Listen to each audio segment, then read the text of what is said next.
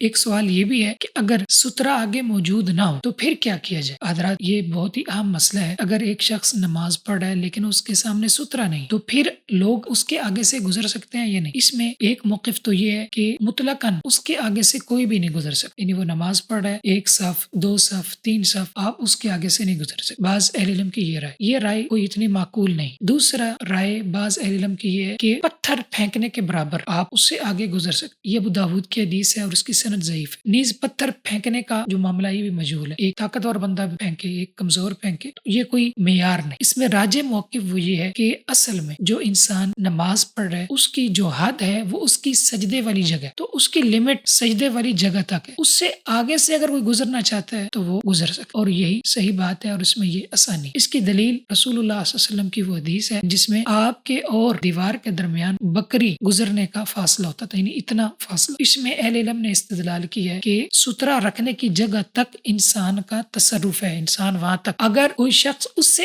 آگے سے گزرتا ہے اس کو مار نہیں کہتے، یعنی حدیث کے الفاظ ہیں کہ اگر گزرنے والا اس کے آگے سے گزرے تو مار رن کا لفظ بالکل سامنے بولا جاتا ہے، یعنی سجدے اور آدمی کے درمیان والی جگہ۔ اس میں یہی راجح ہے، علامہ ابن حزم رحمہ اللہ نے اس کو راجح قرار دیا، شیخ محمد بن صالح العثیمین کا یہی فتوی ہے، اسی طرح محدث عبداللہ غازی پوری رحمہ اللہ نے فتاوی میں اسی کو راجح قرار دیا، اور اسی طرح علامہ سنانی نے سبل میں، اور شیخ امین اللہ شاوری حفظہ اللہ نے فتاوی دین الخالص میں اسی کو راجح قرار دیا۔ یہی مناسب ہے کہ اگر سترہ نہیں ہے تو اگر کوئی بندہ اس کے سامنے سے گزرنا چاہتا ہے تو وہ اس کی سجدے والی جگہ کے آگے سے گزرے، اس کی اجازت، اور اسی کی طرف دلائل جو ہیں وہ ہماری توجہ مبذول کرواتے ہیں۔